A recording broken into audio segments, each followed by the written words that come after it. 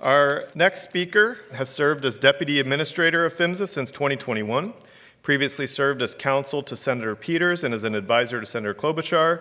He also served as Deputy Associate Administrator at the EPA. It's been a joy to work with our next speaker these last few years. PST has asked a lot of PHMSA, including stepping up their public engagement efforts, which admittedly is not easy given the resources they are allotted. But our next speaker likes to default to yes. That's his default answer instead of no, and has made a lot happen. We're so grateful for your leadership. Please join me in welcoming Deputy Administrator Tristan Brown.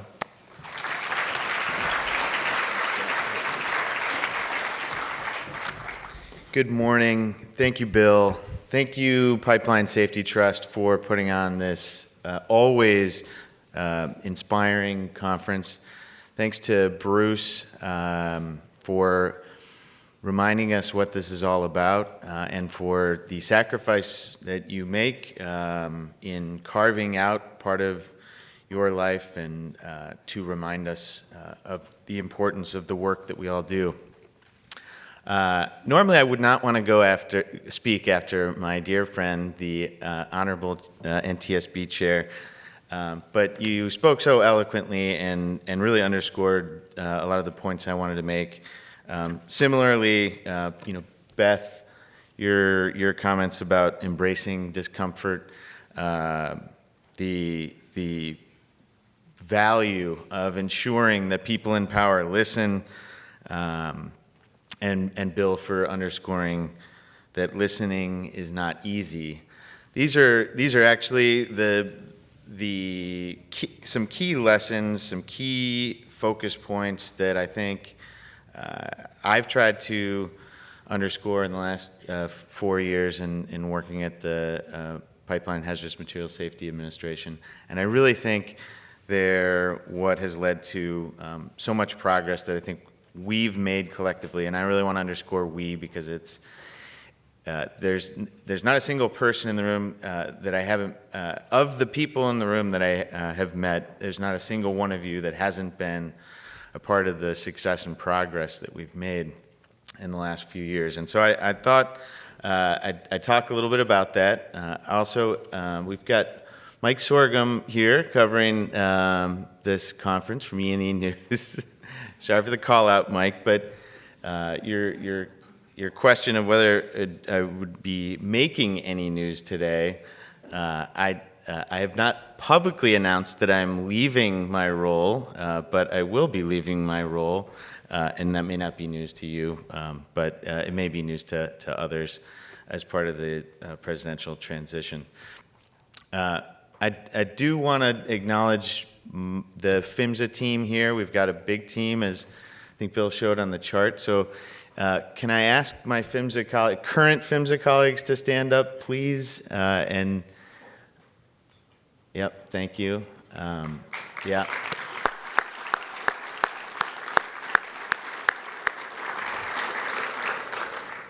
We've got folks from our counsel's office, from our accident investigation division, from our regional offices. We've got 9 offices around the country.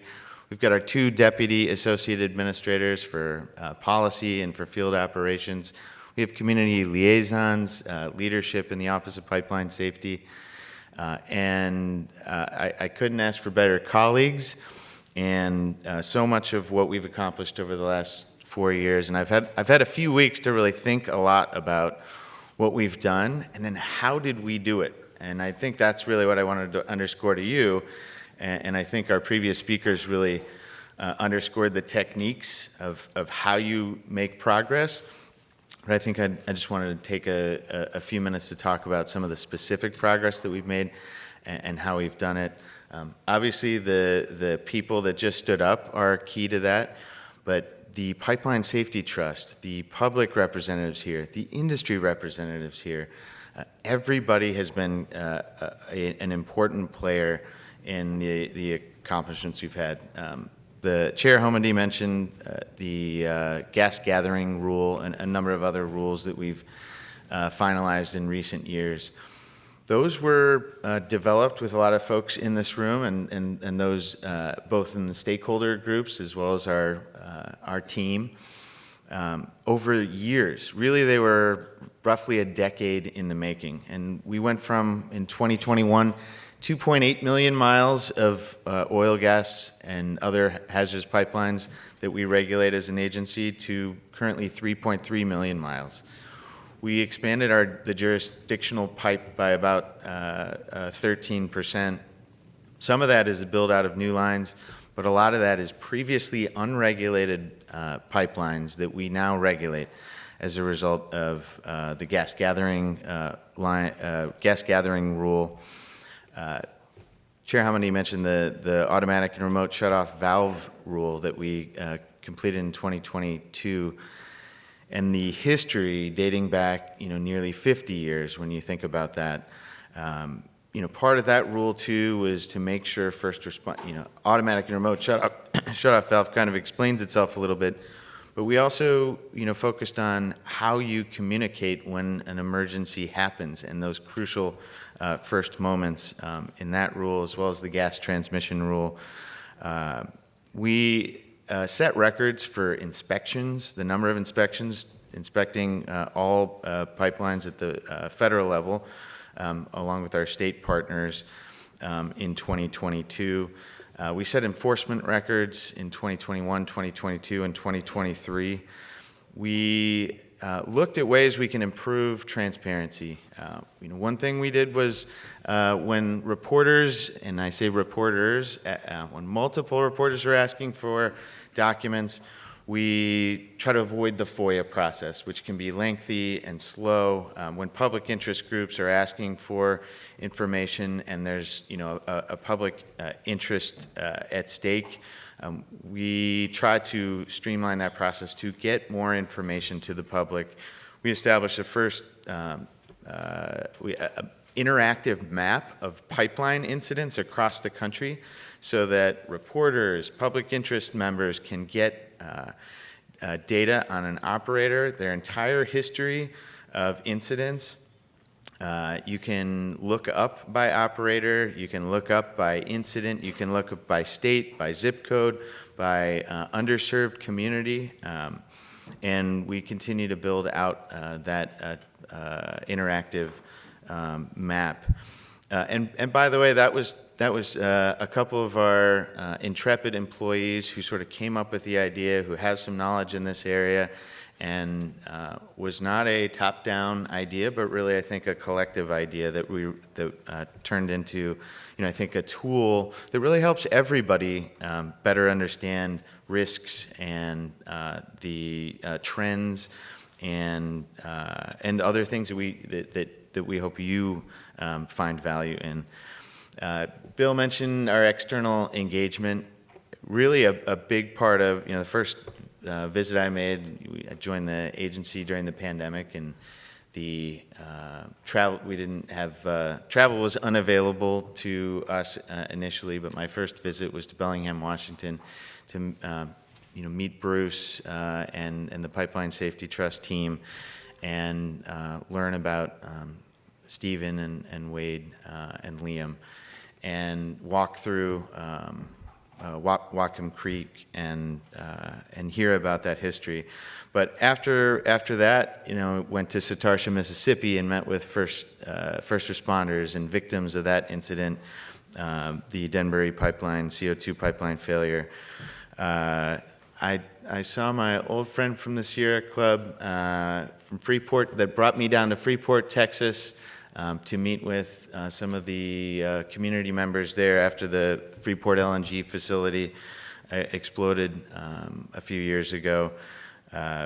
Beth walked me around Kalamazoo, Michigan, Beth Wallace, and told me that we recounted that incident with Enbridge's liquid line. And Max is here, who hosted our CO2 pipeline public forum in Iowa, which was really the result of the Pipeline Safety Trust in treating us to do that, and my always saying yes to requests. But I also showed up to every single NAPSR meeting. I saw Dave Chisley is in the room, the incoming chair of the National Association of Pipeline Safety State Representatives. Every single Pipeline Safety Trust meeting, every single industry conference that I was invited to, and to me, and just trying to underscore the points you heard earlier about embracing discomfort, about listening not being easy. When you go to a room full of people who all want to tell you how to do your job, that can provide a little discomfort. When people are very sure of how you should have been doing your job or should be doing your job, it can be hard to listen. But I can honestly say that every person I've met in this job has helped me do my job a little bit better, and most of the people in this room a lot better. We created the first ever infrastructure grant at PHMSA in 2021, and shortly after, I'll give you an abbreviated version of this, but shortly after the new administration took office, the White House asked for agencies like ours to imagine if money and politics didn't matter, but safety, safety was sort of the only consideration. What would you want if you did have some federal support? And so our Deputy Associate Administrator, Linda Doherty, who's over here, and Masood Tamtani, and our team huddled to think about what is the highest risk area and what would we do if we had federal funding. And I'm not sure I've told this story publicly, but since I did say do not consider money a factor, the initial proposal that came back for our agency with a $280 million budget was $20 billion, which did fit that bill, pun intended, of not considering funding a factor. And I laughed and then said, all right, well, that we are following the directives, and ultimately turned that into a $1 billion program that focuses entirely on addressing the highest risk pipe in community-owned systems. In other words, reducing the financial burdens on communities and a specific, as we got written into the law, underserved communities. And I'm proud to say we've helped over 200 projects in communities around the country address, in some cases, backlogs of decades in their infrastructure, some dating back to the mid-1800s. That wouldn't have been possible without bipartisan support in Congress, and we had Republican senators and Democratic senators supporting that program from the beginning and over the years. And the additional background to that was the United Association. I know Jeremy's here. I know Luke's here with LIUNA, steelworkers, I think I saw earlier today. They, along with environmental groups like the Sierra Club, like the National Resources Defense Council, had proposed a similar program in 2016 that we were able to use as inspiration for that first of its kind grant program. And I'm listing out the names of the people in part because it has been great to work with you, but you represent so many other people and organizations that have contributed to our success. I mentioned I've gone to the NAPSR, National Association of State Pipeline Safety Representatives, every year I've been in this role, and I would hear the same thing, and it's something you hear from industry. I heard from industry a lot too. It's just so much coming down the pipeline, new rules, new directives, new statutory requirements from Congress. And we're just trying to deal with it all. And particularly our state pipeline inspector programs, our counterparts in states, their budgets, aren't increasing to account for all the additional work they have to do. And then I'd hear from industry, we don't always get uniform inspections from, states or from the feds. I said, well, do you think it might the funding that we have might impact that. If you have people cycling through these roles and aren't staying in the roles because they're not getting paid what they could be making in the private sector, might it be harder for them to achieve the high results of consistency and and navigate the challenges that you would hope and expect they would? Well, industry acknowledged that does make sense, that you've got to fund the agencies that do the inspections, and you've got to keep up with their increasing responsibilities. And for the first time in over a decade, we requested the full funding for our counterparts in the states, and this year, bipartisan funding bill in March was signed by the president that fully funded the state pipeline inspection programs. And I mention that because of all the people, and the Pipeline Safety Trust was a critical part of that.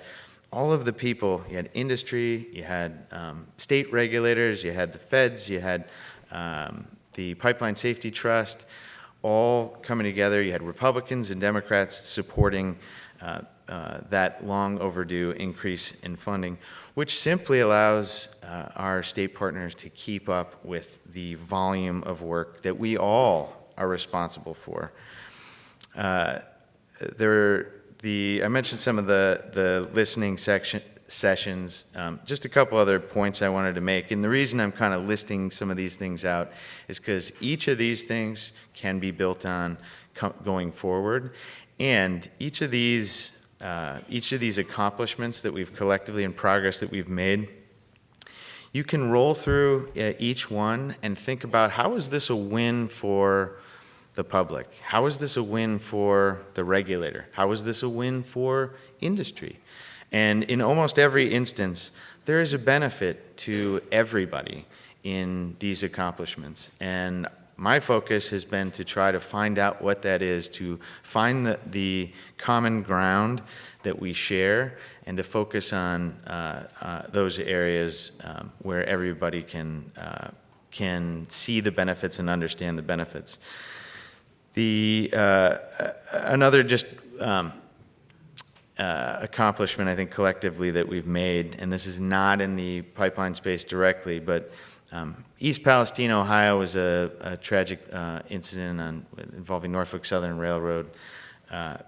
But when I went to the site and talked to the first responders that responded to that incident, they noted that they hadn't heard, they weren't aware of what they were responding to specifically in terms of the chemicals on board that were that were on the train and then in the air at the moment. And I thought that was very curious, and I asked, well, would it be helpful to have that information as you're driving 40 minutes to respond to, you're running to a fire full of chemicals?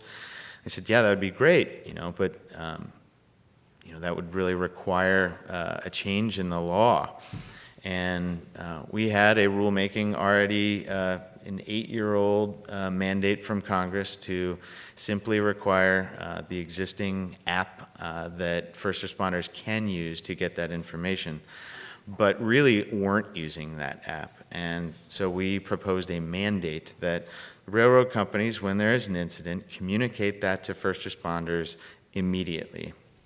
And we got some feedback from the railroads that, in some instances that wouldn't work, and in some instances, the distance that we had prescribed, might not make sense. And we worked through those comments. We incorporated those comments in the rule. We allowed the use of the 911 call centers to effectuate that mandate. And for the first time in a long time, we didn't get sued on a rule requiring, with these new requirements. And I offer that. That's something I think the pipeline sector can learn from. A reduction in risk and liability in a potential incident. Obviously, making sure our first responders, when they're running to the fire, they're able to run out of it as well, or come out of it as well. And so that rule, while not directly applicable to the pipeline sector, I hope will serve as an example for the work that you can do going forward. Our Pipeline Advisory Committee, which reviews all rules, and so many of you have served on that or are serving on that, so thank you for that. But the building of consensus as we develop rulemakings has proved, certainly in the last few years, to be tremendously valuable to all of the entities in this room, I think, in terms of the public, in terms of industry, and in terms of our government colleagues. Because when you build that consensus and when you go through that process of listening and understanding what challenges exist, you get better outcomes, and you avoid often litigation that can drag out new standards, and really avoid giving a path forward to improve safety and environmental performance. So the themes that you heard in terms of listening and embracing discomfort, those are sort of critical to each of these accomplishments that we've made.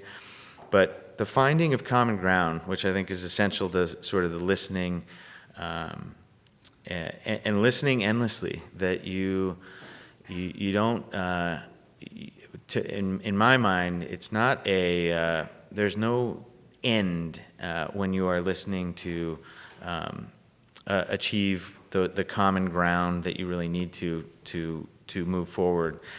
I think it's a constant refrain that our team hears about active listening in the work that we do as an agency and in working with each other. But I think it's probably been our biggest challenge as a government agency, is simply listening to one another as we do our work internally, listening to stakeholders, truly hearing what people are saying, why they are saying it, and acknowledging that it is okay to have differing points of view. In many cases, it's because people have valuable perspectives that you don't have, and when you acknowledge them, A, people like to have their perspectives acknowledged, but B, it can really increase the value of the work that you're doing, and can build trust, and can elicit new people to support your common goals. I'd say just a few other lessons as I reflect on the work that we've done together and how we got here. Anticipating and considering opposing arguments, and I think you heard Chair Homendy talk about that a little bit. Supporting one another. When Bill says, I like to say yes. I also, when somebody asks for help, especially if somebody's asking for help, I want to say yes. And it doesn't matter if it's the public or the government or industry, because I'm not saying, yeah, blank check, whatever you want, I'm here for you. I'm saying I want to be helpful. We have a common goal.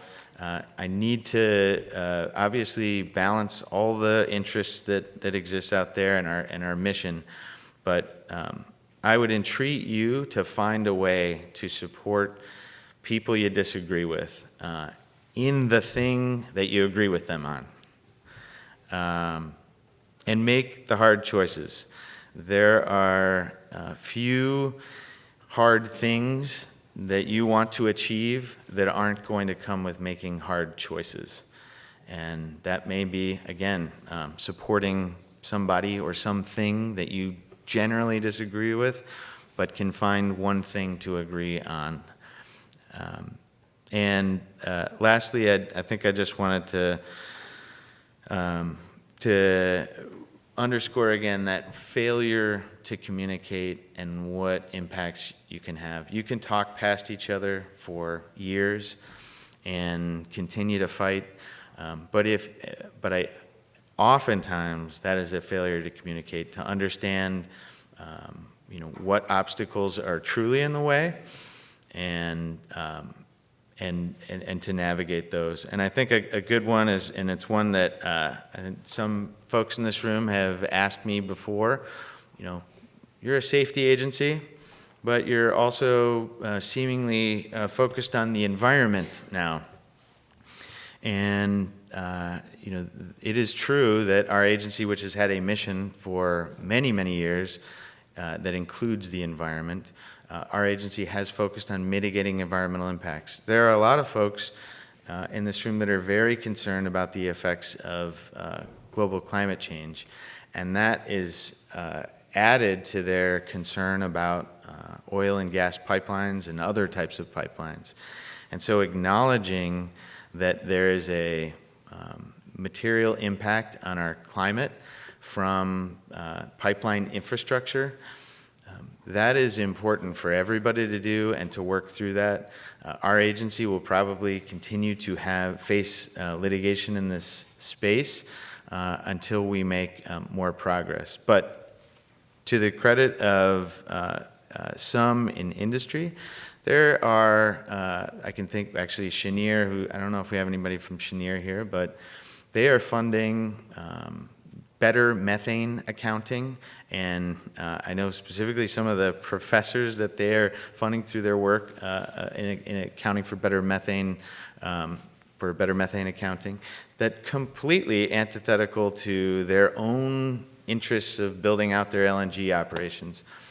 But they're funding them because they believe that the truth matters, that the reality matters, and that once there's a level playing field to address methane emissions, that they can compete globally and reduce methane emissions. And I've loved getting a chance to hear from the folks that are being funded through a consortium of which Cheniere is a part, and I think there are others in this room. Your companies may be supporting that as well. But it's a great example of really supporting people you might disagree with, but finding common ground of better methane accounting can produce positive business results in terms of U.S. competitiveness, in terms of competitiveness for these companies. And of course, better methane accounting is really fundamental to mitigating climate change. So I hope as you look forward, and I want to try to end soon and just underscore the previous speaker's comments. As you move forward and PHMSA moves forward and working with you all, I hope you think about listening to each other and the lessons that you've heard in the beginning of today and that you'll be using in the next few days. To try to find that common ground in the work that PHMSA does. When you do that and when you find a way to support your government colleagues, your public colleagues, your industry colleagues in the consent, and as close as you can, trying to build consensus and supporting one another in doing that. It's been a pleasure to get to know you and hope to get to know some of you that I haven't had a chance to get to know in the last 4 years. And I'm going to continue to be a resource for you. It's been an honor of a lifetime. I know we want to get to questions, so I'm going to end there and just say thank you.